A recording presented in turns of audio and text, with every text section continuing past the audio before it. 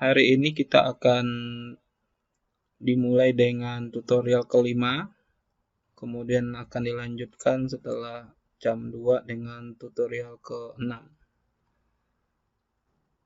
Oke, sebelum dimulai acara hari ini, ada hal yang baru yang akan dimulai oleh tutorial hukum gratis, yakni kita akan memperdengarkan lagu Indonesia Raya.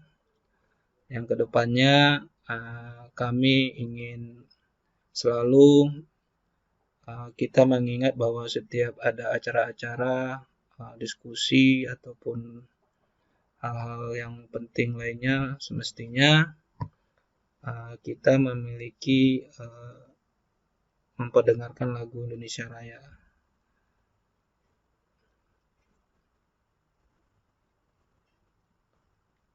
Baik Bapak Ibu, saya akan putarkan.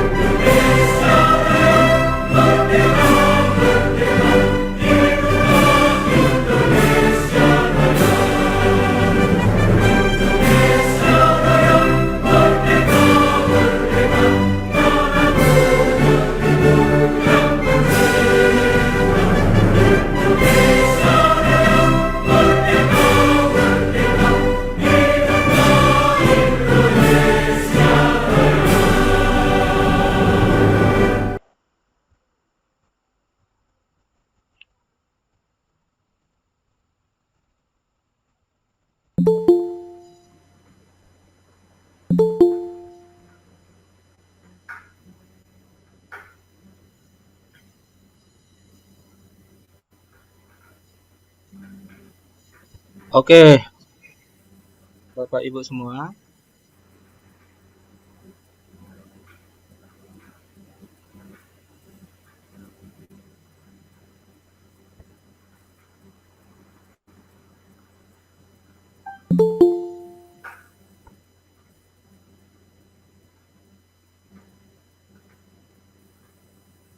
Terima kasih kita sudah mendengarkan lagu Indonesia Raya.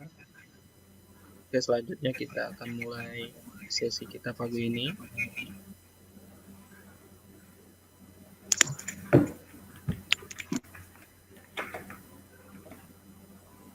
Bagi Bapak Ibu yang belum yang unmute, tolong di unmute dulu ya.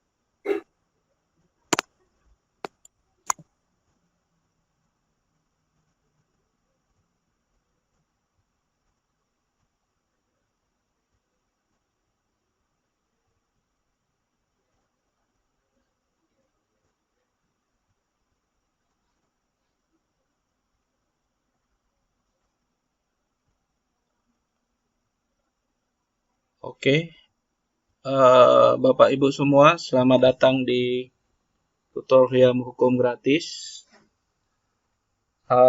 Bagi Bapak Ibu yang belum tahu mengenai tutorial hukum gratis, tutorial hukum gratis adalah program saya untuk memberikan pembelajaran hukum secara gratis kepada masyarakat, yang mana kita memberikannya melalui virtual, melalui webinar. Dan di dalam tutorial hukum gratis ini, Bapak Ibu dapat memperoleh pelajaran-pelajaran tentang hukum sesuai tema yang setiap minggu kami usung. Tutorial hukum gratis ini dilakukan setiap hari Sabtu dan Minggu, 1 kali seminggu. Nah, berhubung karena minggu kemarin saya ada perjalanan dinas dari kantor sehingga tidak bisa melakukan sesuai jadwal, dan juga Sabtu kemarin ada pekerjaan juga di kantor, jadi hari ini kita ada waktu. Nah, kedepannya juga jika ada nanti jadwal-jadwal lain yang sekiranya belum bisa melakukan webinar ini, kami minta maaf kalau tidak sesuai jadwal, tapi nanti pasti akan diinformasikan melalui WhatsApp grup di THG Alpha dan THG Beta.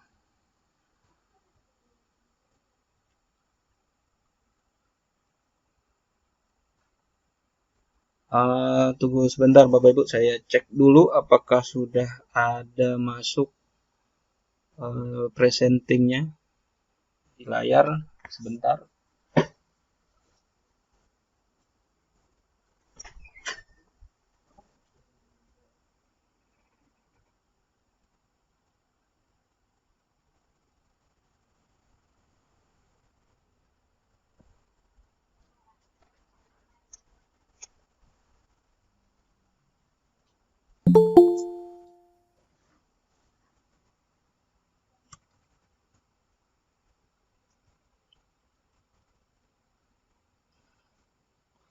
Oke, Bapak Ibu, ternyata cukup baik ya.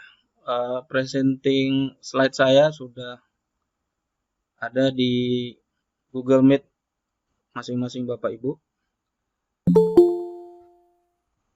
Sebentar, masih ada teman-teman yang akan gabung, saya accept dulu. Oke, sebelumnya kita di tutorial 3 dan 4 itu membahas hukum perseroan terbatas. Jadi untuk sekarang ini tutorial hukum gratis akan mengupas secara tuntas mengenai hukum perseroan terbatas. Nah,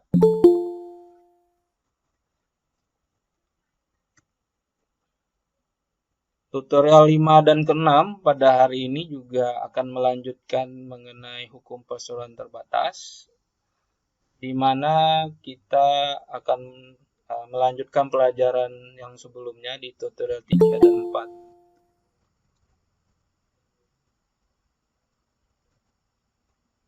Nah, detail apa yang sudah kita pelajari di tutorial 3 dan 4, Bapak Ibu bisa melihat di grup THG Alpha dan Beta. Itu kita sudah share di YouTube kita apa aja yang sudah kita pelajari bersama di tutorial 3 dan 4.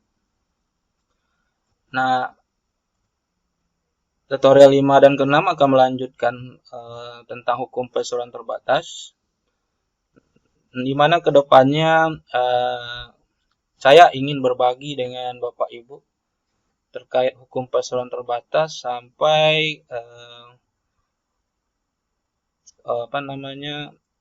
PT Bapak Ibu itu masuk ke pasar modal, yakni dalam hal kaitannya nanti dengan undang-undang pasar modal. Jadi tutorial ini akan sambung menyambung mengenai hukum perseroan terbatas. Juga kemarin ada pertanyaan kepada sekretaris saya Ibu Nida terkait tema-tema lain, apakah juga akan dibahas? Jawabannya adalah akan kita bahas setelah hukum perseroan terbatas ini. Nanti kedepannya saya akan ngebahas setelah hukum perseroan terbatas ini mengenai hukum pendaftaran tanah.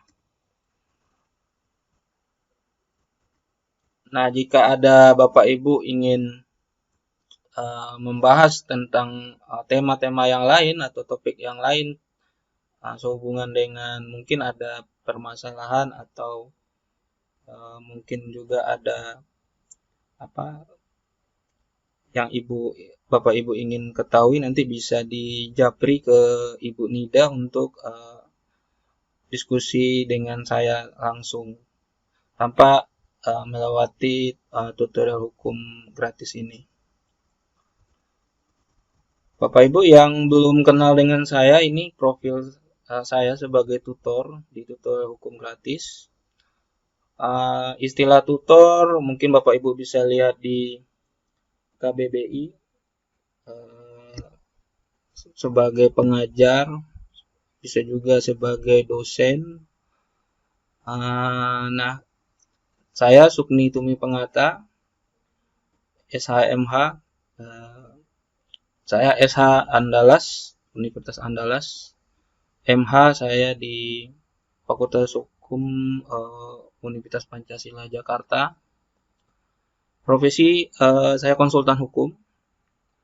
Untuk lisensi saya advokat dari lisensi Perhimpunan Advokat Indonesia (PRADI). Kemudian juga mediator pengadilan non-hakim dari Mahkamah Agung Republik Indonesia. Kantor saya sekarang di SHM Partnership di Menara Rajawali, Mega Kuningan, Jakarta Selatan. Oke, sebelumnya kita sudah membahas tentang pendirian PT. Ini adalah lanjutan dari pendirian PT. Nanti saya akan membatasi waktu sampai jam 11.30 untuk pemaparan slide dan presentasi. Kemudian 11.30 sampai 12 kita akan tanya jawab untuk THG 5 ini. Nah, lanjutan dari pendirian PT itu adalah topiknya apa yang dimaksud dengan perbuatan hukum atas kepemilikan saham. Nah, perbuatan hukum yang berkaitan dengan penyetoran yang dilakukan oleh calon pendiri sebelum PT itu didirikan, itu harus dicantumkan di dalam akta pendirian.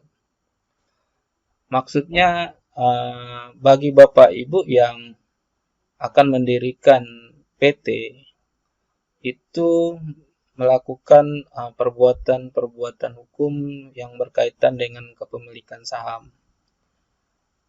Perbuatan hukum itu maksudnya hal-hal yang Bapak Ibu laksanakan dalam pendirian PT. Nah, sebagai contoh misalnya Bapak Ibu memberikan pinjaman kepada PT, apakah dalam bentuk modal uang atau dalam bentuk modal seperti mesin atau juga keahlian itu sebelumnya ya, sebelum PT itu didirikan. Nah, ini harus dicantumkan di dalam akta pendirian Bapak Ibu.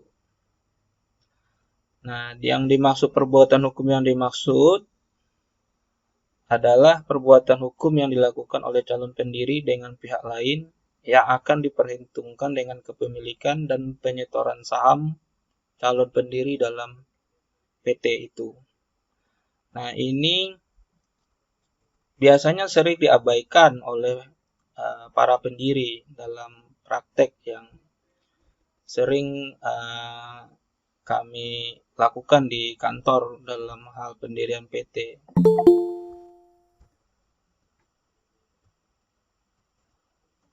Kenapa sering diabaikan? Karena berbeda antara orang Indonesia dengan orang asing dalam pendirian PT. Kalau orang Indonesia itu kita masih bahasa Jawanya tuh keuh-pekeuh, segan terhadap modal-modal yang kita keluarkan di dalam PT itu. Misalnya contoh yang jelas itu ketika PT itu akan didirikan tentu harus memiliki alamat dan domisili yang jelas karena itu akan dicantumkan oleh notaris di dalam akta pendirian. Banyak kasus di mana orang datang ke kami untuk konsultasi ketika ditanya bagaimana dengan alamat, masih belum ada, masih pikir-pikir Pak, seperti itu. Nah, padahal itu wajib, harus ada dulu. Nah, untuk mengadakan sebuah kantor atau domisili, mungkin kalau Bapak Ibu yang di Jakarta familiar dengan istilah sekarang ada virtual office, ya, ada co-working space gitu, atau juga kantor fisik gitu. Nah, nanti akan saya bahas juga di THG mengenai virtual office, co-working space, dan kantor fisik perbedaannya dan keuntungannya bagi Bapak Ibu di sisi tutorial hukum gratis selanjutnya. Nah, kembali ke alamat dan domisili PT itu tidak ada. Nah, supaya ada ya tentu harus disewa. Nah, disewa pakai uang siapa? Padahal PT-nya belum ada berdiri, Pak. Nah, selalu menjadi permasalahan.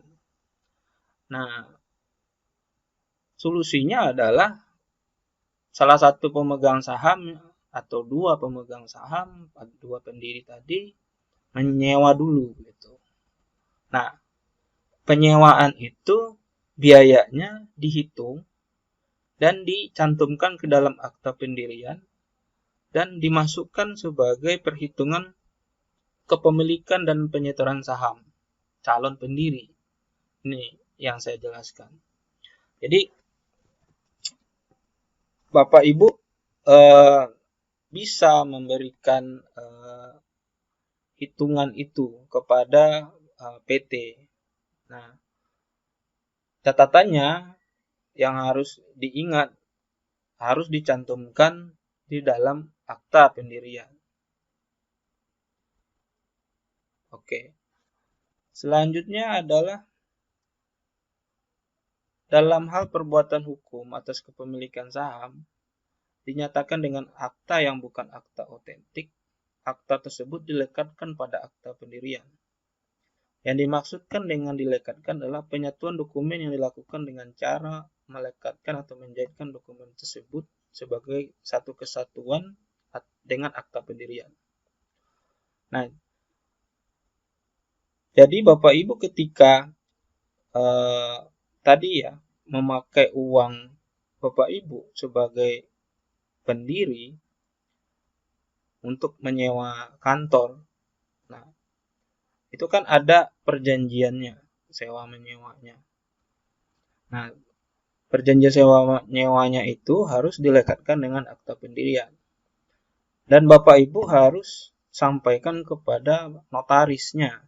Jangan sampai mereka lupa menginput di dalam sistem informasi hukum, Sismin Bakum Kemenkumham.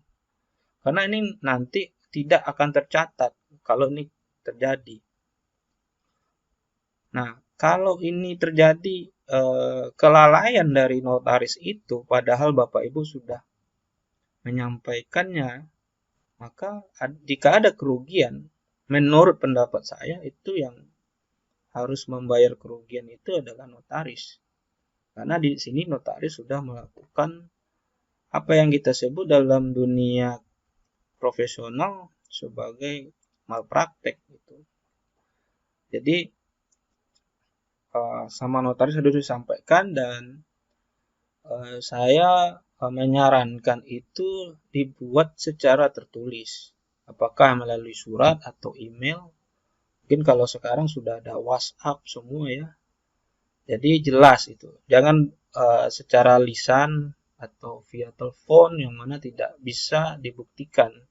Karena nanti kalau terjadi kerugian dari Bapak Ibu yang mana nanti sahamnya tidak dihitung sebagai penyetoran dengan kepemilikan atas tadi ya, contohnya penyewaan kantor PT, maka susah pembuktiannya apakah memang benar sudah disampaikan ke notaris secara jelas atau tidak. Nah, dalam hal perbuatan hukum atas pemilikan saham ini nanti dinyatakan dengan akta otentik, ada nomor, ada tanggal, ada nama, tempat kedudukan notaris yang membuat akta pendirian PT itu. Nah, jika ketentuan ini tidak dipenuhi, maka tidak menimbulkan hak dan kewajiban serta mengikat terhadap perseroan. Jadi secara hukum ini dianggap tidak ada dan tidak menimbulkan hak dan kewajiban kepada PT itu. Makanya Bapak Ibu sebagai pemegang saham harus benar-benar menginformasikan dan memberi tahu kepada notaris bahwa ini sudah dimasukkan sesuai yang Bapak Ibu sepakati dengan pemegang saham yang lain.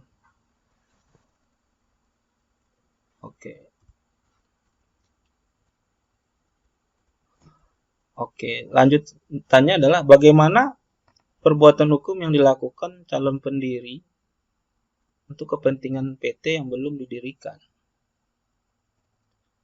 Nah, jadi yang harus dipahami dulu oleh Bapak Ibu adalah ketika Bapak Ibu sudah membuat akta pendirian PT dan di notaris ya, itu harus dipastikan dulu apakah sudah sah menjadi badan hukum PT atau belum. Nah, seperti yang sudah kita pelajari di tutorial 3 dan 4 sebelumnya, sahnya PT itu menjadi badan hukum adalah ketika nanti ada surat keputusan menteri tentang pengesahan badan hukum PT.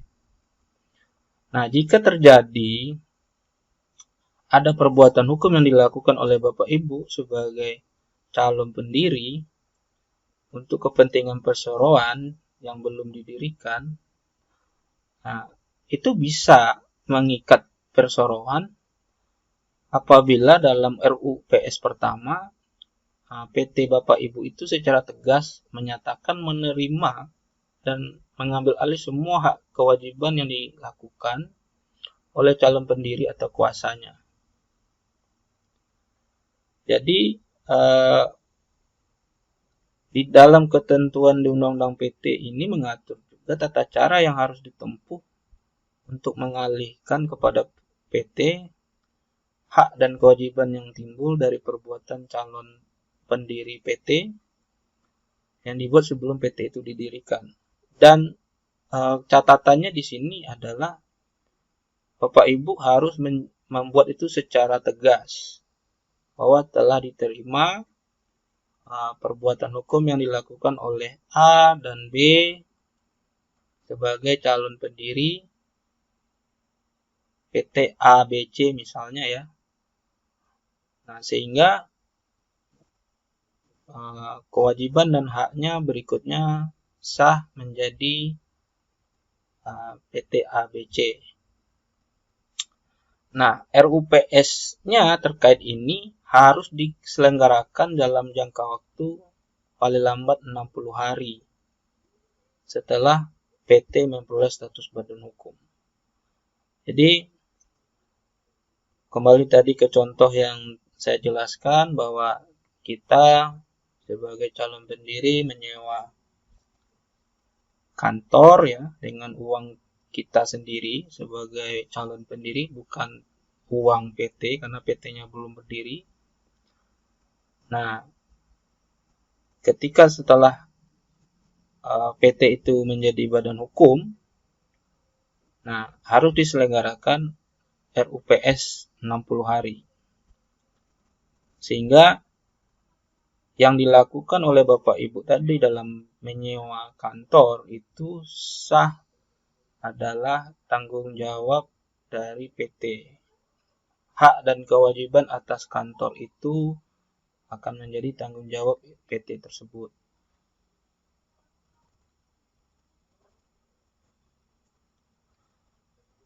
Kemudian keputusan RUPS sahnya itu ini dihadiri oleh pemegang saham yang mewakili semua saham dengan hak suara dan disetujui dengan suara bulat.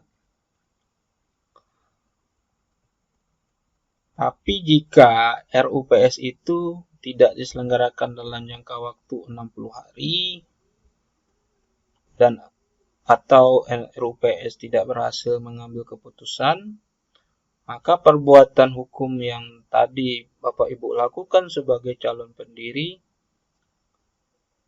menjadi tanggung jawab pribadi atas segala akibat yang timbul. Jadi ini perlu diperhatikan oleh Bapak Ibu sebagai calon pendiri yang mana kemungkinan PT-nya atau pemegang saham yang lainnya belum memiliki dana yang siap untuk disetor. Ini dalam praktek sering terjadi. Hanya istilahnya sebagai numpang nama saja karena dia tidak memiliki modal uang tapi mungkin memiliki modal keahlian. Nah, ini harus diperhatikan oleh Bapak Ibu. Namun ada pengecualian juga bahwa persetujuan RUPS tidak diperlukan apabila perbuatan hukum ini yang tadi yang saya contohkan adalah menyewa kantor ya disetujui secara tertulis oleh semua calon pendiri sebelum pendirian perseroan. Nah, jadi Bapak Ibu bisa membuat dulu perjanjian yang disetujui oleh semua calon pendiri bahwa ini dana yang dipakai akan dihitung sebagai yang tadi sudah saya jelaskan sebagai saham. Jadi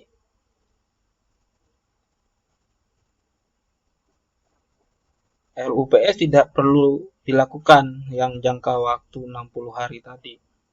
Dengan catatan itu disetujui secara tertulis oleh semua calon pendiri PT yang bersangkutan.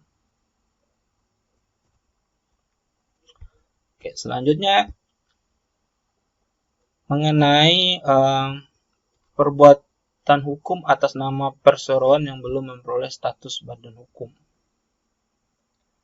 Nah, perbuatan hukum atas nama perseroan yang belum memperoleh status badan hukum hanya boleh dilakukan oleh semua anggota direksi bersama-sama semua pendiri serta semua anggota Dewan Komisaris Perseroan, dan mereka semua bertanggung jawab secara tanggung renteng atas perbuatan hukum tersebut.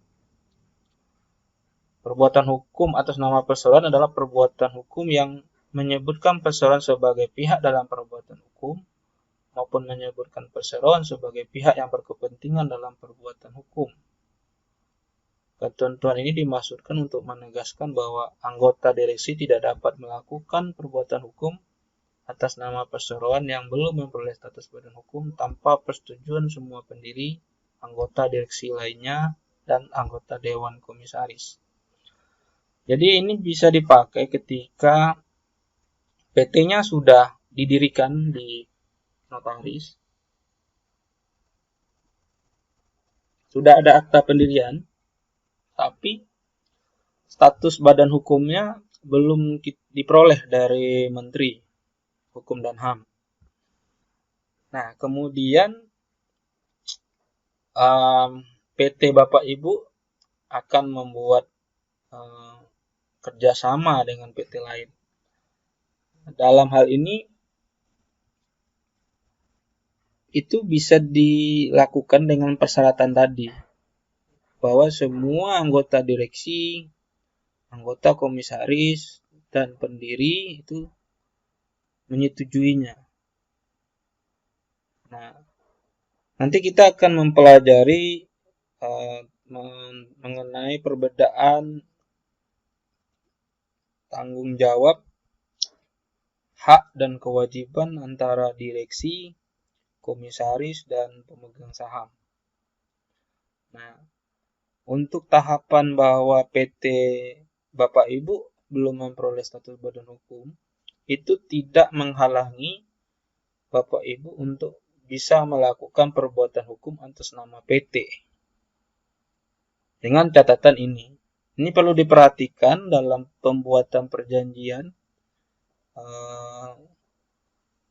Apakah Bapak Ibu mempunyai nanti pengacara perusahaan atau legal perusahaan atau juga nanti notaris perusahaan, ini harus diketahui oleh mereka. Jangan sampai nanti terjadi suatu perjanjian yang dibikin atas nama PT, tapi pada saat perjanjian itu dibuat, PT belum mempunyai status badan hukum. Nah, ini akan menjadi celah bagi pihak lain untuk membatalkan perjanjian itu, dan akan mengakibatkan kerugian bagi Bapak Ibu sendiri.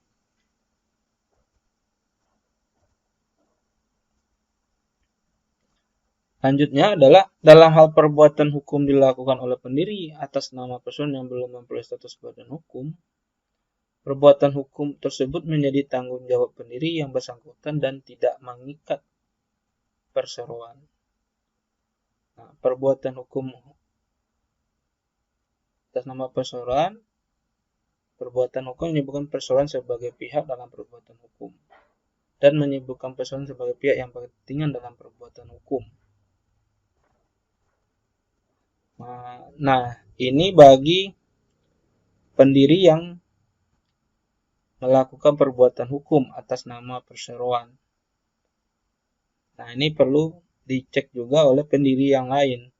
Jangan sampai perbuatan hukum yang dilakukan oleh pendiri A itu menjadi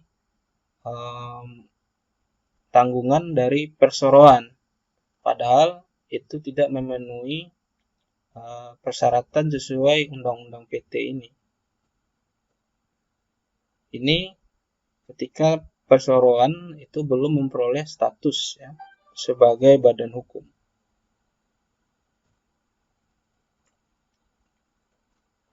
Kemudian perbuatan hukum atas nama,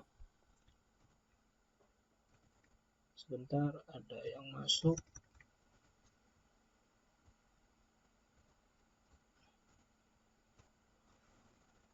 Kemudian perbuatan hukum atas nama perseroan yang belum memperoleh status badan hukum itu hanya boleh dilakukan oleh anggota direksi bersama pendiri dan anggota dewan komisaris. Dan mereka semua bertanggung jawab atas perbuatan hukum tersebut. Oke, ini menurut saya udah jelas.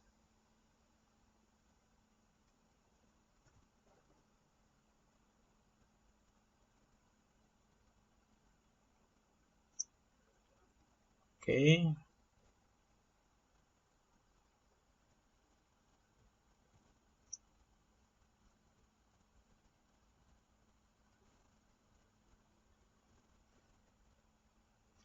Nah, perbuatan hukum menjadi tanggung jawab perseroan setelah perseroan itu menjadi badan hukum. Nah, perbuatan hukum ini mengikat dan menjadi tanggung jawab perseroan setelah disetujui oleh semua pemegang saham dalam RUPS yang dihadiri oleh semua pemegang saham. Nah, dihadiri ini bisa dihadiri sendiri atau diwakilkan berdasarkan surat kuasa. Jadi Bapak Ibu yang sebagai pemegang saham tidak perlu hadir sendiri, tapi bisa diwakilkan ke orang lain dengan memberikan surat kuasa. Nah, RUPS itu yang tadi ya, 60 hari setelah PT memperoleh status badan hukum. Oke, berikutnya kita akan masuk mengenai anggaran dasar dan perubahan anggaran dasar.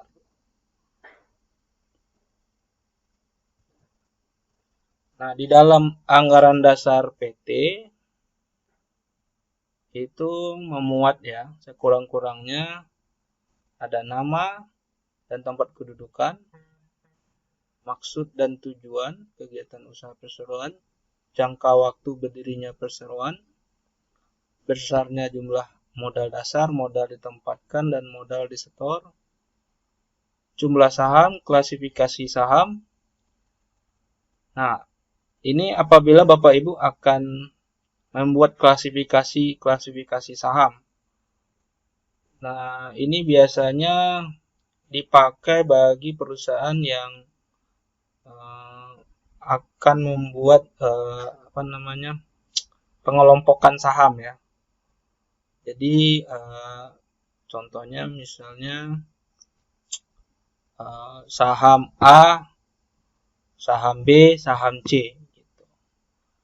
Dan hak-haknya apa aja di setiap saham itu juga bisa diatur di dalam anggaran dasar dan nilai nominalnya. Nah, ini penting sekali mengenai klasifikasi saham dan hak-hak yang melekat pada setiap saham, karena ini mempengaruhi satu tentang kalau dalam pelaksanaan RUPS adalah mengenai quorum RUPS, terus bagaimana mengambil pemungutan suara. Nah, apakah saham Bapak Ibu memiliki hak untuk sebagai voting gitu ya, atau tidak gitu. Nah, mungkin untuk perseroan-perseroan atau PT-PT yang masih bersifat tradisional ini tidak ada terlalu rigid diatur. Tapi kalau misalnya PT-nya yang sudah modern, misalnya seperti perusahaan startup, contoh saja misalnya kita ambil PT Gojek gitu ya. Nah, itu ada diatur klasifikasi saham dan nominal-nominalnya. Makanya ini perlu diperhatikan oleh Bapak Ibu yang menjadi pemegang saham atau masuk sebagai pemegang saham baru di PT yang bersangkutan.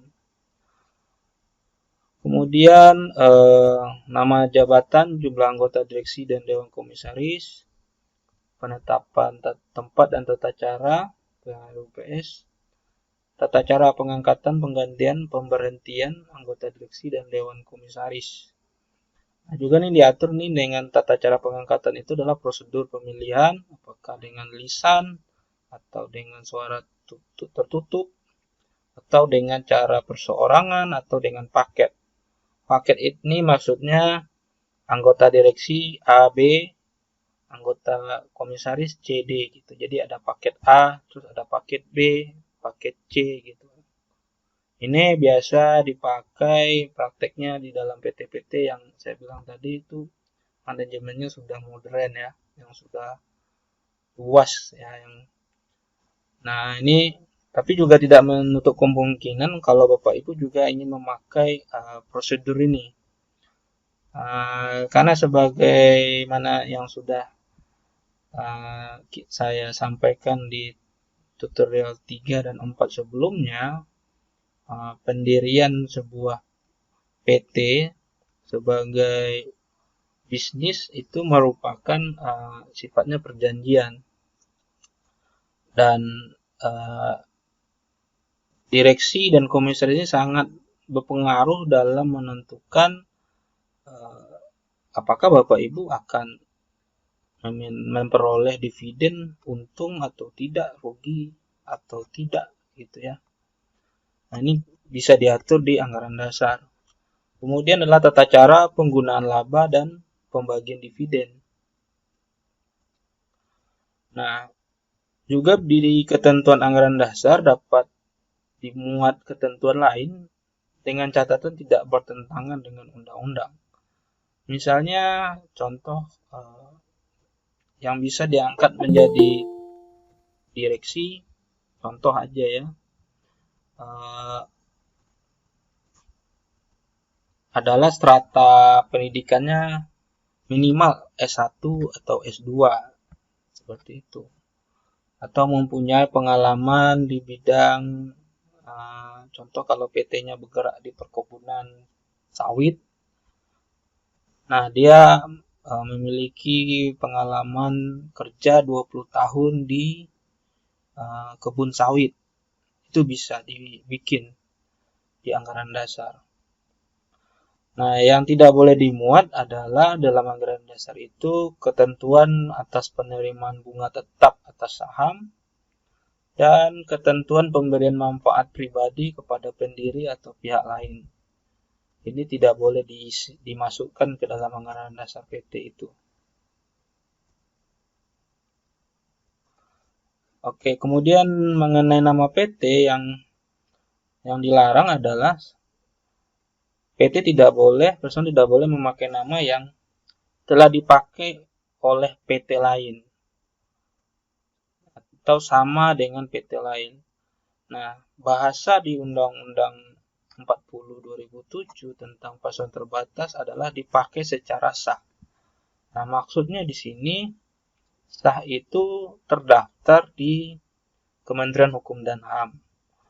Nah, dalam prakteknya ketika pemesanan nama di notaris, biasanya notaris akan menginformasikan kepada Bapak Ibu bahwa nama yang akan dipakai itu ada kesamaan dengan PT yang lain, sehingga Bapak Ibu harus memakai nama perseroan yang baru.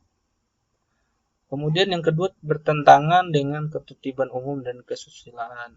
Ini jelas ya, nama-nama yang harus tidak mengandung kesusilaan lah. Kemudian mirip dengan lembaga negara, lembaga pemerintahan, atau lembaga internasional ada pengecualiannya bahwa ini sudah ada izin. Nah, ini boleh kalau sudah ada izin dari lembaga yang bersangkutan. Kemudian tidak sesuai dengan maksud dan tujuan kegiatan usaha dan menunjukkan maksud dengan tujuan perseroan tanpa nama diri. Ini jelas ya, tidak sesuai dengan tujuan usahanya, ini juga nggak boleh. Kemudian terdiri dari atas angka atau rangkaian angka atau huruf yang tidak membentuk kata. Oke, ini jelas. Terus mempunyai arti sebagai perseroan, badan hukum atau persekutuan perdata.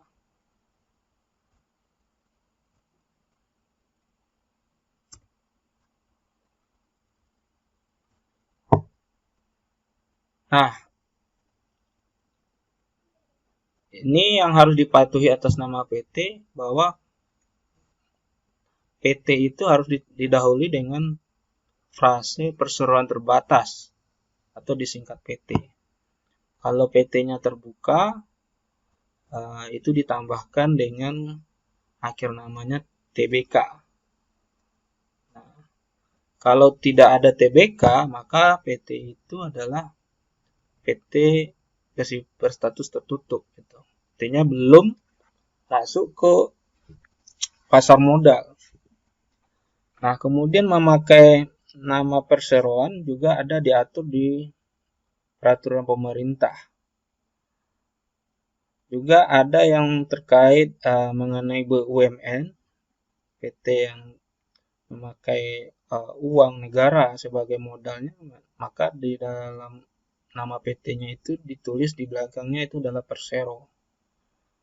Nah, tapi ini nanti ada diatur dalam peraturan pemerintah. Nah, di sini sih saya tidak membahas itu karena kita mengacu ke Undang-Undang 40 2007 saja. Nanti ada sesi tersendiri mengenai pemakaian nama ini. Kemudian adalah bagaimana tempat kedudukan PT yang seharusnya. Nah, PT Bapak Ibu itu harus punya tempat kedudukan, terserah apakah di kota, atau di kabupaten, di wilayah negara Indonesia, ya. Kalau negara lain nggak bisa. Nah, itu harus ditentukan di dalam anggaran dasar. Juga boleh memakai tempat kedudukan di desa atau kecamatan. Nah, sepanjang di anggaran dasar dicantumkan. Jadi, ketika Bapak Ibu ingin bahwa tempat kedudukan Bapak Ibu ada desanya, seperti contoh ya, PTA bertempat kedudukan di Desa Bojongsari, Kecamatan Pandan, Kabupaten Pasuruan. Nah, jangan lupa untuk menginformasikan dengan jelas kepada notaris. Karena biasanya ya, jika tidak ada request seperti itu, di dalam anggaran dasar PT itu hanya mencantumkan di daerah kota atau kabupaten saja. Jadi, misalnya PTA bertempat kedudukan di Kabupaten Pasuruan. Sedangkan Bapak Ibu sebagai pendiri ingin juga dicantumkan ada desa atau kelurahannya dan kecamatannya dengan jelas, itu boleh. Saran saya jangan sampai miskomunikasi dengan notarisnya gitu.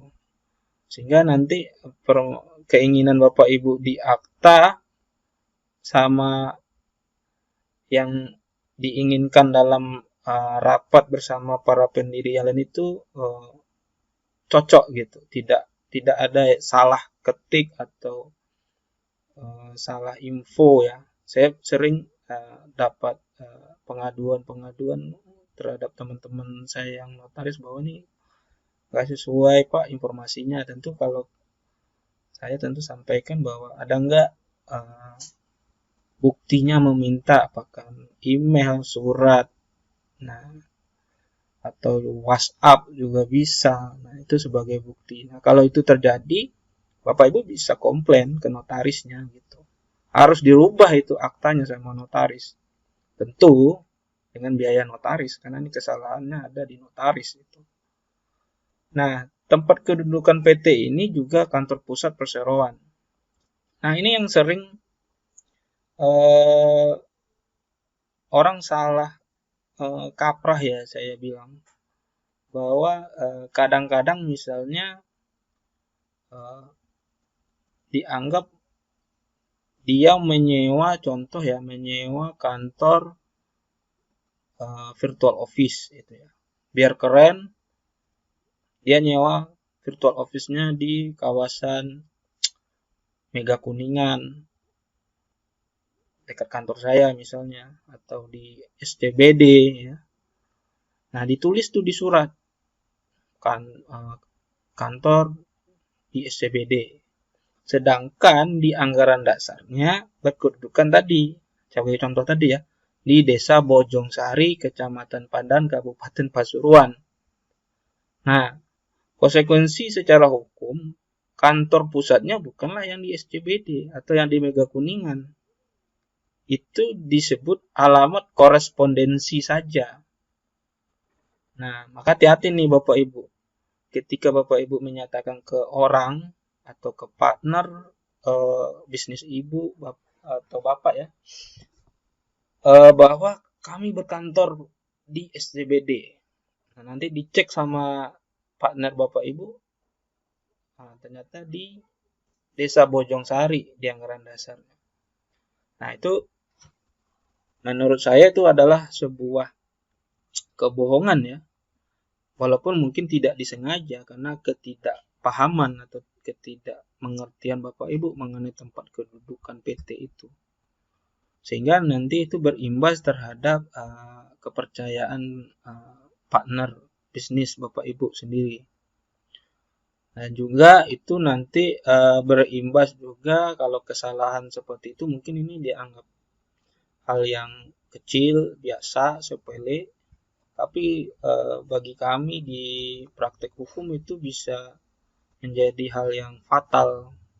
Karena contoh misalnya PTA tadi ya, menggugat PTB dengan bilang bahwa PTB itu berkantor pusat di SCBD karena PTB suratnya di SCBD. Padahal di aktanya PTB itu di Desa Bojongsari ya sebagai contoh. Ya gampang. Maka pengacara PTB saya misalnya itu bisa mengalahkan gugatan PTA tadi karena kantor klien saya bukan di SCBD tapi di Desa Bojongsari. Nah itu hal-hal yang sepele tapi fatal sehingga nanti PTA itu gugatannya ditolak oleh pengadilan. Oke. Selanjutnya ini adalah mengenai apa saja maksud dan tujuan serta kegiatan usaha PT. Nah, kita sudah mempelajari sekilas di tutorial hukum gratis ketiga dan keempat mengenai maksud dan tujuan serta kegiatan usaha PT. Nah, yang harus dipahami pertama dulu bahwa maksud tujuan dan kegiatan usaha PT Bapak Ibu itu harus dicantumkan di dalam anggaran dasar. Itu harus jelas itu. Jangan sampai nggak masuk. Dan sesuai dengan ketentuan peraturan perundang-undangan. Kemudian maksud dan tujuannya ini adalah usaha pokok dari PT Bapak Ibu. Gitu. Jadi ini jangan sampai keliru. Apa itu maksud dan tujuan itu. Saya pernah punya pengalaman ada klien bertanya dan kebetulan dia memperoleh informasi yang keliru bahwa maksud dan tujuan itu bukanlah usaha pokok perseroan. Di dalam Undang-Undang 40 tahun 2007 itu menjelaskan bahwa maksud dan tujuan itu adalah usaha pokok perseroan. Nah, di bawah maksud dan tujuan itu ada yang disebut kegiatan usaha. Nah, kegiatan usaha ini adalah kegiatan yang dijalankan oleh perseroan untuk mencapai maksud dan tujuannya. Nah, yang harus juga dirinci secara jelas dalam anggaran dasar dan tidak boleh bertentangan dengan anggaran dasar. Nah, kegiatan usaha ini dan lapangan usaha, kalau bahasa perizinan itu ada, negara kita sudah menerbitkan KBLI istilahnya, klasifikasi baku lapangan usaha. Nah, itu berlaku secara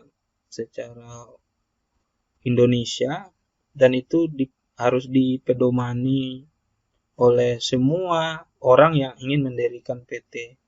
Itu ada kode-kode kegiatan usahanya. Nah, itu juga nanti berkaitan dengan Bapak Ibu mengurus perizinan. Sekarang udah secara online melalui OSS.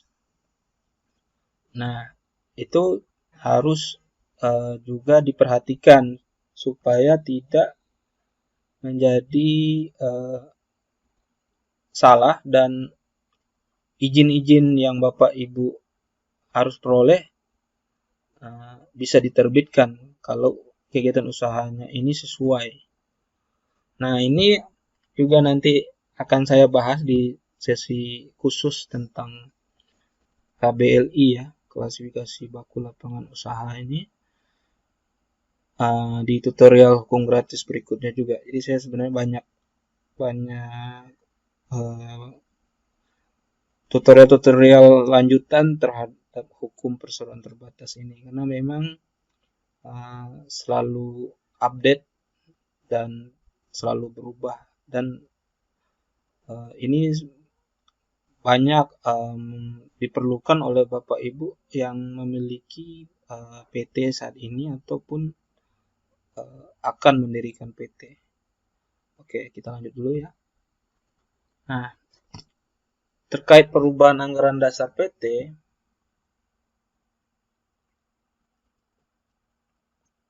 itu harus ditetapkan oleh RUPS.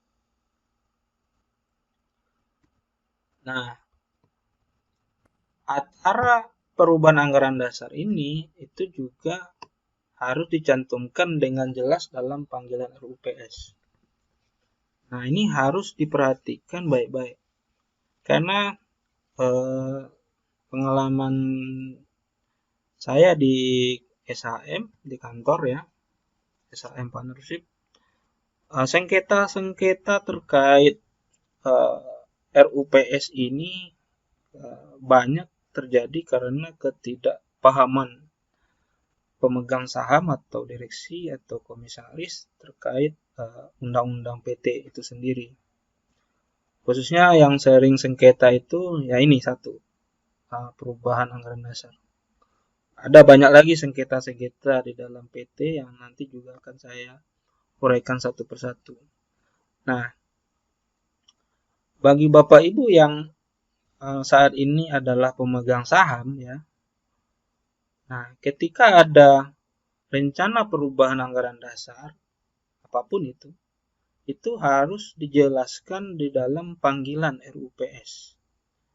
Nah, jika tidak dicantumkan dengan jelas, maka itu panggilannya sebenarnya tidak sah ya. Tidak bisa hanya dengan disebut surat panggilan RUPS, tapi agendanya perubahan anggaran dasar. Yang akan dirubah itu apa saja di anggaran dasar. Nah, itu biasanya ada kalau dalam panggilan yang sah ya. Tapi kalau tidak ada, opini saya bahwa ini adalah anggaran dasarnya tidak sah. panggilan RUPS-nya. Karena seperti yang sudah saya bahas sebelumnya bahwa di dalam PT itu terjadi pertemuan kepentingan bisnis dan ekonomi antar pemegang saham. Jadi yang selalu menjadi tema adalah konflik antara pemegang saham mayoritas dengan pemegang saham minoritas di dalam suatu PT. Nah, di sini yang perlu diperhatikan, apalagi kalau Bapak Ibu adalah pemegang saham minoritas. Kemudian ini terkait perubahan anggaran dasar PT yang sudah dinyatakan pilot ya. Nah, bagaimanakah persetujuan kurator? Jadi ketika PT Bapak Ibu itu dinyatakan pilot ya, itu jika akan melakukan perubahan anggaran dasar harus dengan persetujuan kurator. Yang mana persetujuan ini harus diperoleh sebelum pengambilan keputusan perubahan anggaran dasar. Jadi jika tidak ada persetujuan kurator atau dia menolak si kurator, maka perubahan anggaran dasar itu menjadi batal. Yang mana persetujuan kurator ini nanti akan dilampirkan dalam permohonan persetujuan atau pemberitahuan perubahan anggaran dasar kepada Menteri Hukum dan HAM. Dalam prakteknya bahwa yang mengajukan permohonan ini nanti adalah notaris ya. Nah, ini perlu diperhatikan bagi Bapak Ibu yang menjadi pemegang saham atas PT yang sudah dinyatakan pilot. Ya, di masa pandemik COVID-19, Corona ini, jika kita perhatikan saja yang dekat dengan kantor saya, yakni Pengadilan Niaga Jakarta, itu sudah sekian banyak PT-PT yang pilot. Nah, bisa Bapak Ibu perhatikan bahwa setelah pilot itu yang bisa mengambil keputusan atas PT itu adalah kurator. Nah, jadi Bapak Ibu sebagai pemegang saham di dalam kepilotan itu sebenarnya sudah bukan lagi sebagai owner, karena sudah tidak ada lagi kebebasan dalam melakukan tindakan atau perbuatan hukum apapun dalam perseroan, disebabkan harus persetujuan kurator. Makanya Bapak Ibu harus perhatikan jika PT Bapak Ibu adalah pilot dan perlu perubahan anggaran dasar, harus memperoleh persetujuan kurator. Kemudian, nah ini ada dikenal istilah di dalam undang-undang PT itu perubahan anggaran dasar tertentu. Ya. Nah, perubahan anggaran dasar tertentu ini hanya cukup diberitahukan kepada menteri. Tidak perlu persetujuan Menteri Hukum dan HAM. Nah, ini memang harus dinyatakan dalam akta notaris juga, jadi tidak bisa juga dengan akta di bawah tangan. Nah, kalau perubahan anggaran dasar ini tidak dimuat dalam akta berita acara rapat yang dibuat oleh notaris, maka harus dinyatakan dalam akta notaris paling lambat 30 hari sejak tanggal keputusan RUPS. Nah, yang dimaksud dengan harus dinyatakan ini ya Bapak Ibu bahwa dalam bentuk akta pernyataan keputusan rapat atau akta perubahan anggaran dasar. Ini secara teknis notaris sudah paham ini. Apakah itu harus dibentuk dalam dimasukkan ke dalam akta pernyataan keputusan rapat atau tidak itu. Tapi kalau sudah lewat dalam 30 hari, maka perubahan anggaran dasar itu tidak bisa lagi dinyatakan dalam akta notaris.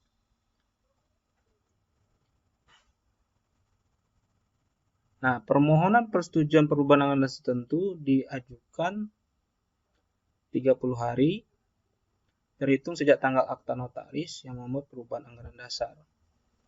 Nah, ketentuan ini juga mutatis mutandis berlaku bagi pemberitahuan perubahan anggaran dasar kepada Menteri Hukum dan HAM. Mutatis mutandis maksudnya di sini adalah berlaku ketentuan yang sama. Nah, kalau lewat waktu dari 30 hari dan permohonan itu juga belum diajukan kepada Menteri Hukum dan HAM, maka Menteri akan menolak permohonan. Kalau di Undang-Undang 40 2007 itu redaksi kata-katanya lah, Menteri wajib menolak setelah lewat batas waktu 30 hari tadi.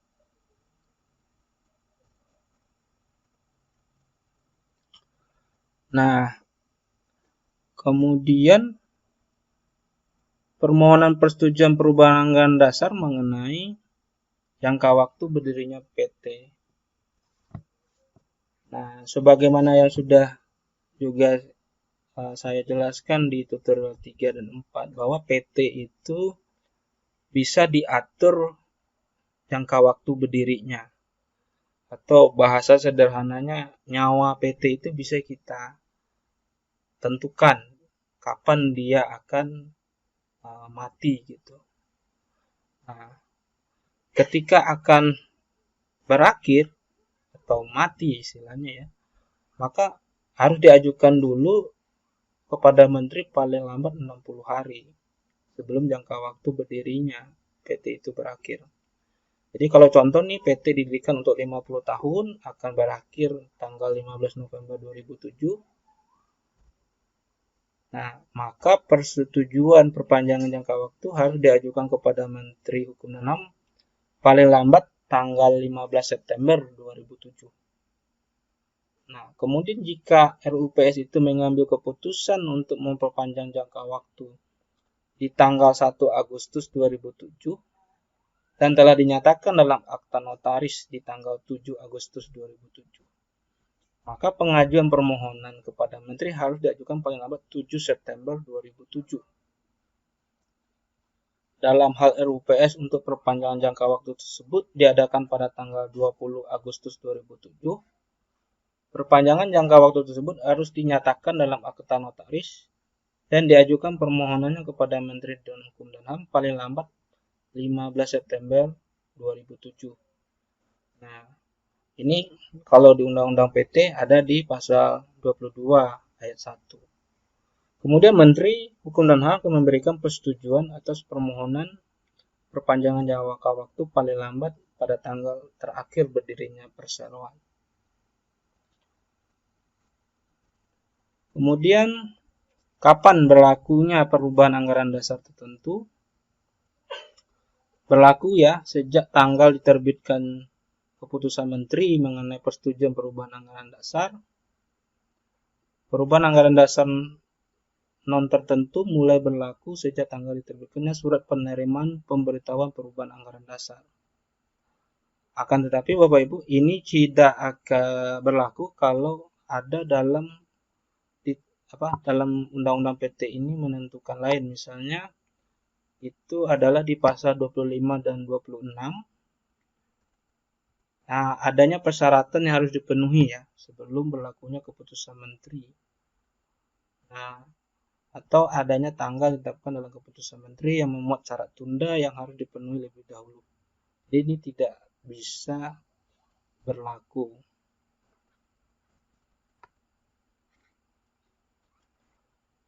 Kemudian berikutnya adalah bagaimana perseroan yang modal dan jumlah pemegang sahamnya memenuhi kriteria sebagai perseroan publik. Nah, perseroan yang modal dan pemegang sahamnya oleh Undang-Undang Pasar Modal yang memenuhi kriteria perseroan publik, maka wajib mengubah anggaran dasarnya. Jadi statusnya yang tadi tertutup akan menjadi terbuka dalam jangka waktu 30 hari terhitung sejak terpenuhi kriteria tersebut. Dan direksi wajib mengajukan pernyataan pendaftaran sesuai dengan ketentuan peraturan perundangan di bidang pasar modal. Nah, terkait apa saja modal pemegang saham yang memenuhi kriteria sebagai pasaran publik, nanti akan kita bahas di tutorial berikutnya juga ya.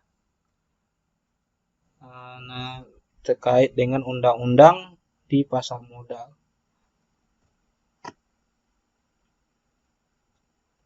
Kemudian perubahan anggaran dasar mengenai status PT tertutup menjadi PT terbuka akan berlaku.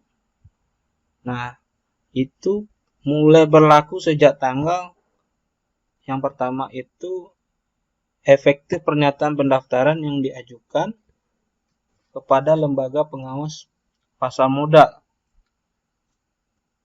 Di dalam hal ini adalah OJK, Otoritas Jasa Keuangan. Ada surat pernyataan efektif pendaftarannya.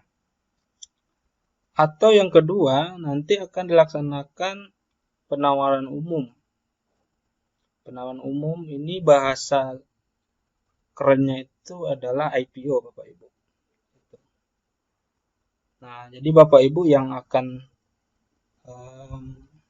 kalau istilah teman-teman di pasar modal mau cuan gitu ya, di pasar modal ya dijual sahamnya di Bursa Efek Indonesia dengan cara melakukan IPO, melakukan penawaran umum. Nah, nanti juga saya akan kasih mengenai proses-proses IPO, penawaran umum bagi PT Bapak Ibu di pasar modal. Nah, dalam hal pernyataan pendaftaran perseroan tidak menjadi efektif, ya. Kemudian PT yang telah mengajukan pernyataan pendaftaran IPO tidak melakukan IPO, maka PT itu harus kembali mengubah anggaran dasarnya dalam jangka waktu 6 bulan setelah tanggal persetujuan Menteri. Jadi tidak semua PT yang tadi memenuhi syarat dan kriteria di pasar modal bisa langsung diterima oleh OJK dengan status terbuka TBK. Artinya tidak bisa menjual saham kepada publik. Maka Bapak Ibu harus mengubah kembali anggaran dasar perusahaannya menjadi PT tertutup tadi dalam jangka waktu 6 bulan.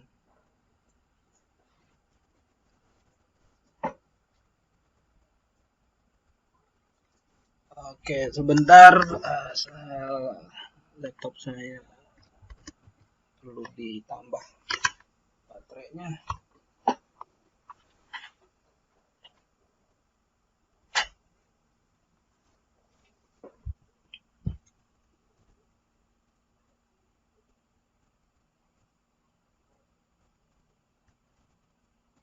Oke, sudah dicas. Oke, lanjut. Nah, ini terkait perubahan anggaran dasar dalam rangka penggabungan atau pengambil alihan PT. Nah, jika nanti ada PT Bapak Ibu bergabung atau diambil alih sahamnya ya, maka perubahan anggaran dasarnya baru berlaku itu sejak tanggal yang pertama itu persetujuan Menteri, terus yang kedua yang kemudian ditetapkan dalam persetujuan Menteri, artinya itu tanggal yang ditetapkan setelah tanggal persetujuan Menteri. Itu nanti itu ada dalam perubahan anggaran dasar itu dicantumkan kok. Atau yang ketiga, yang C, pemberitahuan perubahan anggaran dasar diterima Menteri dan atau tanggal kemudian yang ditetapkan dalam akta penggabungan atau akta pengambil alihan. Nah, tanggal kemudian yang ditetapkan dalam akta penggabungan atau akta pengambil alihan ini artinya adalah tanggal yang disepakati oleh para pihak dan merupakan tanggal setelah tanggal penerimaan pemberitahuan perubahan anggaran dasar oleh Menteri. Jadi kalau Bapak Ibu akan bergabung atau mau ambil alih PT lain atau sebaliknya, maka itu juga bisa diatur tanggalnya itu kapan di dalam akta penggabungan atau akta pengambil alihannya. Oke. Kemudian kita akan membahas tentang daftar perseroan dan pengumuman. Nah, daftar perseroan ini diselenggarakan oleh Menteri. Nah, daftar perseroan itu memuat data tentang nama dan tempat kedudukan, maksud dan tujuan serta kegiatan usaha, jangka waktu pendirian, dan permodalan. Alamat lengkap perseroan, nomor dan tanggal akta pendirian dan keputusan Menteri mengenai pengesahan Badan Hukum Perseroan, nomor dan tanggal akta perubahan anggaran dasar dan persetujuan Menteri, nomor dan tanggal akta perubahan anggaran dasar dan tanggal penerimaan pemberitahuan oleh Menteri. Nama dan tempat kedudukan notaris yang membuat akta pendirian dan akta perubahan anggaran dasar, nama lengkap, alamat pemegang saham, anggota direksi dan anggota Dewan Komisaris Perseroan. Kemudian nomor dan tanggal akta pembubaran atau nomor dan tanggal penetapan pengadilan tentang pembubaran perseroan yang telah diberitahukan kepada Menteri. Kemudian berakhirnya status Badan Hukum Perseroan, terus neraca, laporan laba rugi dari tahun buku yang bersangkutan bagi perseroan yang wajib diaudit. Nah, itu yang termasuk dari daftar perseroan. Nah, berikutnya data perseroan dimasukkan dalam daftar perseroan pada tanggal yang bersamaan dengan tanggal keputusan Menteri mengenai pengesahan Badan Hukum Perseroan, persetujuan atas perubahan anggaran dasar yang memerlukan persetujuan, kemudian penerimaan pemberitahuan perubahan anggaran dasar yang tidak memerlukan persetujuan, kemudian penerimaan pemberitahuan perubahan data perseroan yang bukan merupakan perubahan anggaran dasar. Nah, yang dimaksud dengan perubahan data perseroan di sini adalah data tentang pemindahan hak atas saham, penggantian anggota direksi dan dewan komisaris, dan pembubaran perseroan.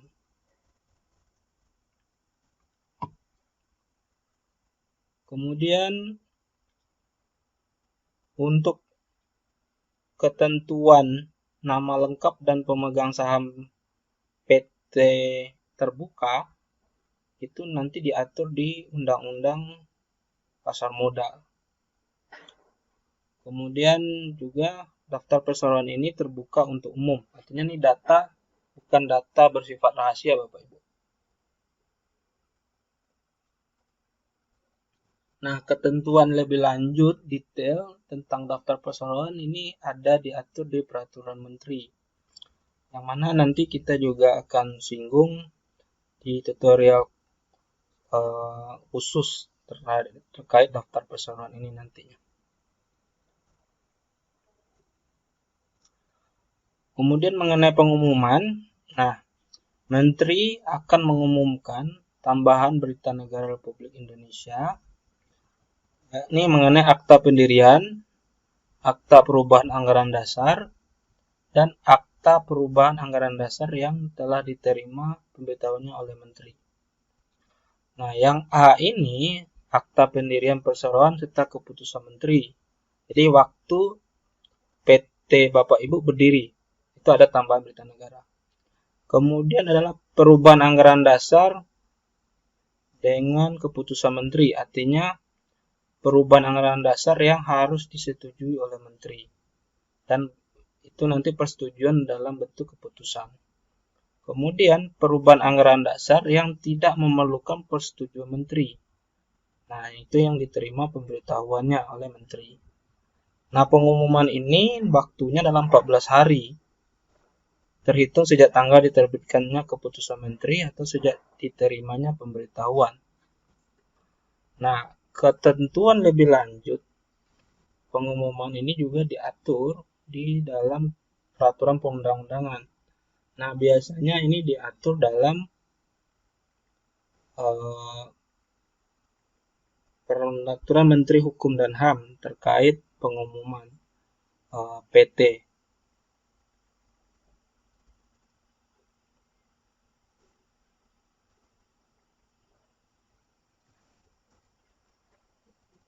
Nah, berikutnya kita akan membahas mengenai modal dan saham. Nah, bagi saya, inti dari sengketa antar pemegang saham di dalam PT itu adalah terkait ini, modal dan saham. Ini sangat menarik karena pengalaman kami di kantor, permasalahan-permasalahan sengketa-sengketa yang klien-klien kami hadapi itu selalu berkutat antar pemegang saham mengenai modal dan sahamnya ini. Nah, ini sangat menarik nih Bapak Ibu. Ya, yang harus dipahami dulu adalah apa itu modal dasar. Tadi sudah kita pelajarin sebelumnya yang sudah ada disebut mengenai modal dasar. Nah, Bapak Ibu harus pahamin bahwa modal dasar ini adalah seluruh nilai nominal saham. Ya, seluruh nilai nominal saham. Nah,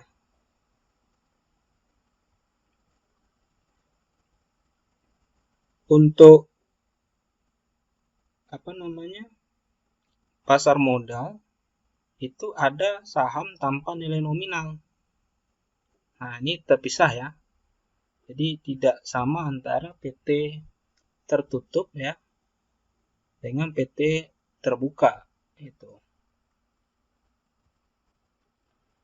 Nah, di Undang-Undang 40 2007 mengatur bahwa modal dasar itu paling sedikit 50 juta rupiah. Kemudian undang-undang yang mengatur kegiatan usaha tertentu dapat menentukan jumlah minimum modal perseroan yang lebih besar daripada ketentuan modal dasar. Yang dimaksud dengan kegiatan usaha tertentu itu adalah usaha perbankan, asuransi, atau freight forwarding. Nah, perubahan besarnya modal dasar ditetapkan dengan peraturan pemerintah. Ketentuan ini diperlukan untuk mengantisipasi perubahan keadaan perekonomian. Jadi Bapak Ibu, modal dasar Bapak Ibu untuk membuat PT, ya siapkanlah modal sebanyak 50 juta paling sedikit. Nah, bagaimana kalau di bawah 50 juta Pak? Apakah bisa? Itu kira-kira pertanyaannya kan. Saya jawabnya adalah bisa jika ketentuan modal dasar itu diatur oleh undang-undang yang terkait dengan kegiatan usaha perusahaan Bapak Ibu. Jadi apakah itu? Nah, itu nanti bisa diperiksa apa saja, ya kan? Cuman untuk kegiatan usaha seperti contoh ya mau bikin usaha bank itu ada ditentukan lebih pasti di atas 50 juta. Nah, ini pemerintah juga punya wewenang untuk menentukan modal dasarnya ini berubah. Nah, nanti bisa dicek apakah Bapak Ibu usahanya, karena banyak ya. Nah, ini saya hanya bisa menjawab berdasarkan ketentuan di Undang-Undang 40 2007 dulu. Nah, untuk nanti jika mau spesifik ke perusahaan Bapak Ibu yang akan didirikan, nanti bisa japri ke saya atau Ibu Nida, nanti saya bisa jelaskan untuk modal dasar terkait usaha Bapak Ibu itu.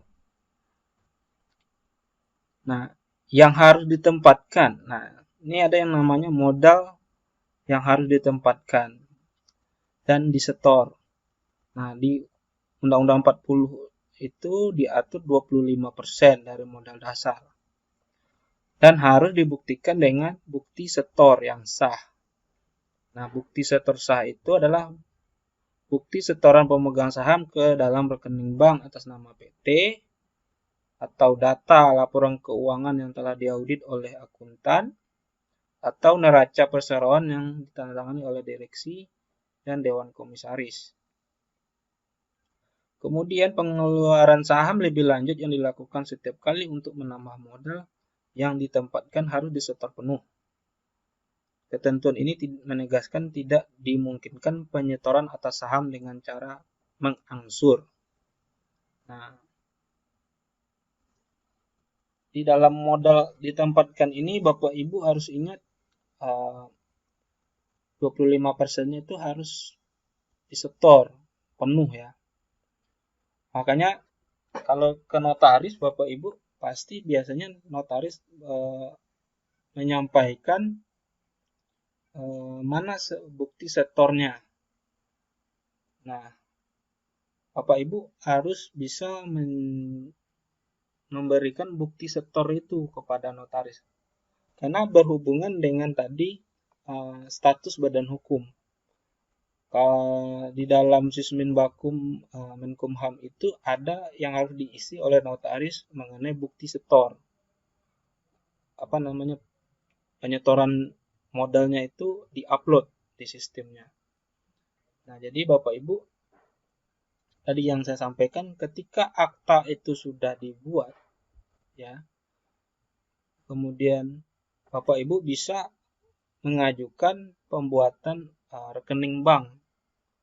Nah, cuman dalam beberapa praktek ada bank itu yang agak menjelimet gitu ya, menurut saya, karena itu tidak disyaratkan seperti misalnya harus ada NPWP, harus ada domisili perusahaan dahulu gitu kan, karena kan PT-nya masih baru dalam status akta pendirian yang dikeluarkan oleh notaris. Nah, bagaimana bisa PT itu punya kalau dia belum punya kantor ya, kalau dia belum punya uang. Nah, kalau untuk membuat rekening itu kan harus ada surat keterangan domisili perusahaan yang mana yang dikeluarkan oleh pemerintah kelurahan ya. Nah, tapi sekarang dengan sistem OSS itu sekarang Bapak Ibu sifatnya sudah online. Jadi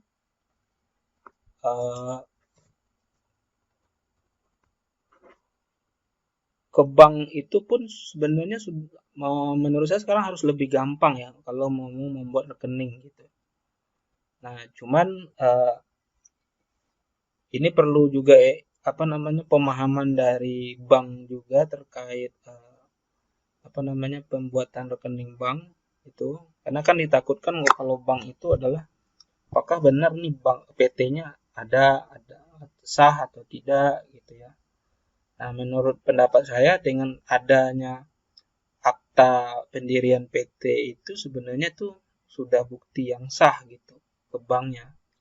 Karena kan nanti untuk pengurusan biaya-biaya dan lain-lain kalau udah atas nama PT, tentu pemegang saham wajib menyetor ke rekening PT.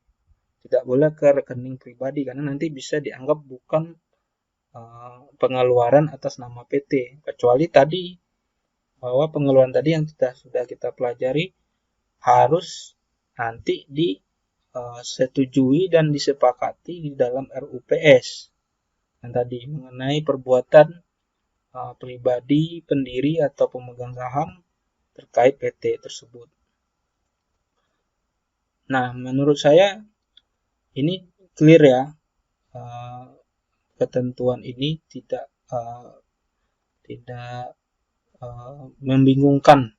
Intinya modal dasarnya berapa Nah, yang harus disetor ke perusahaan itu paling sedikit itu harus 25%. Oke, mungkin ini dulu untuk tutorial kelima karena sudah jam 11.32 di ini di laptop saya. Selanjutnya kita buka sesi tanya jawab dulu. Nanti Bapak Ibu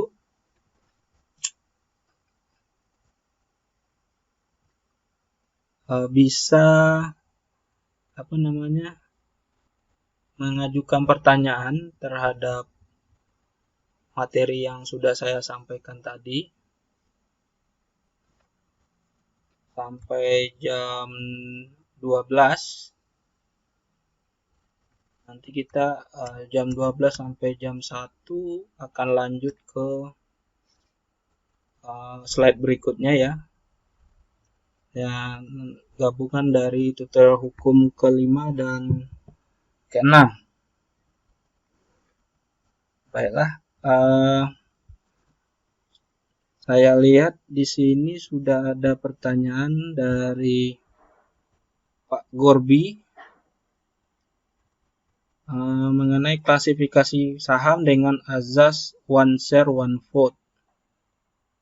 Apabila suatu PT menentukan adanya klasifikasi saham dengan nilai saham yang berbeda-beda, bagaimana penentuan hak suaranya bagi pemegang saham yang memiliki klasifikasi dan nilai saham yang berbeda tersebut? Oke, terima kasih Pak Gorbi.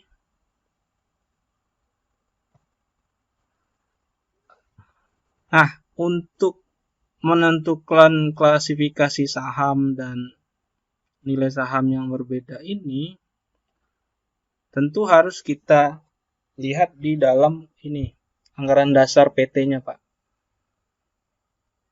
Nah, di dalam anggaran dasar PT itu pasti ditentukan mengenai hak suara dari saham yang diatur. Jadi seperti tadi saya informasikan kalau misalnya ada klasifikasinya A, B, C ya. Nah, itu yang A nilainya berapa, B nilainya berapa, C berapa, dan hak untuk saham A apa, hak saham B apa, dan hak saham C apa. Jadi perlu diperhatikan dengan dengan jelas dan cermat bahwa anggaran dasar PT itu mengatur seperti apa. Nah, apakah dia memang memiliki hak voting atau tidak? Jadi hati-hati, mungkin dalam saham itu dia hanya bisa dapat hak pembagian dividen saja, contoh. Tapi dia tidak bisa untuk mengajukan voting. Atau contoh lain, haknya itu dia bisa untuk mengajukan calon dewan komisaris atau dewan direksi gitu ya, dan bisa untuk voting juga gitu, dan dia juga bisa untuk dividen juga. Nah, itu biasanya klasifikasinya ada di saham A ya. Kalau mungkin bahasa gampangnya itu adalah saham premium ya.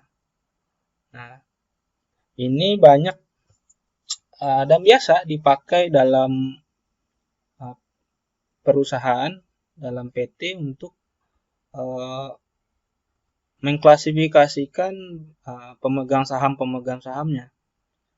Karena kan tadi yang kita pahami bersama di Undang-Undang Perseroan Terbatas ini membuat perjanjian antara orang perorangan atau orang dengan badan hukum terkait saham. Nah, saham ini akumulasinya adalah modal. Modal itu akumulasinya adalah investasi pemegang saham itu.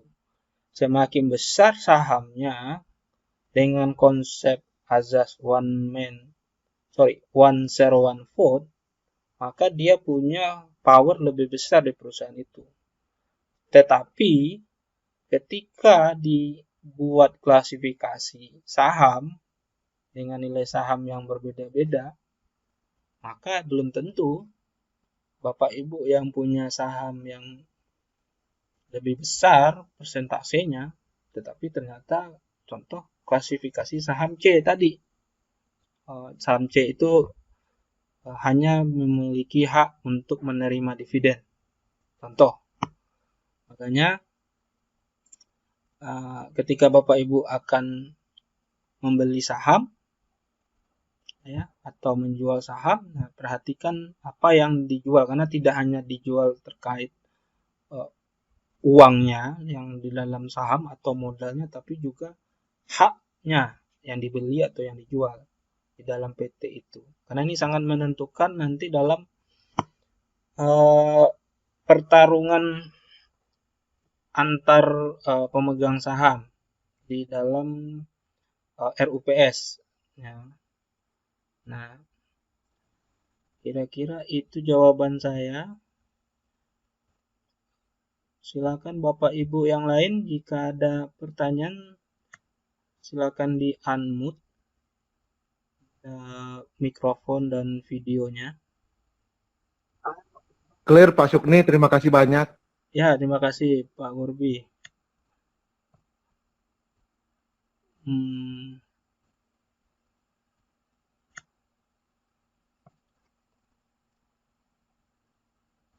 Silakan Bapak Ibu kalau ada masih yang ingin ditanyakan terkait materi tutorial kelima tadi.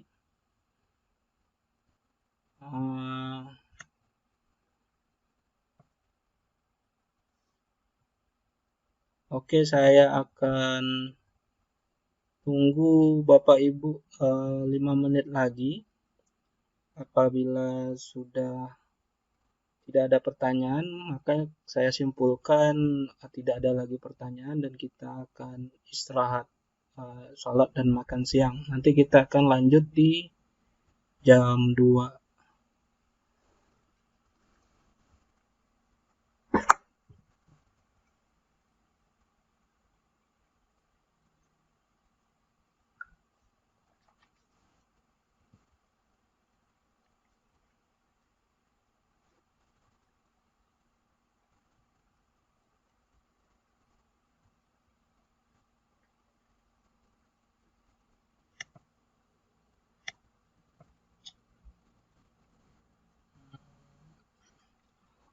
Oke, walaupun belum habis 5 menit, tapi saya kira sudah tidak ada lagi pertanyaan ya.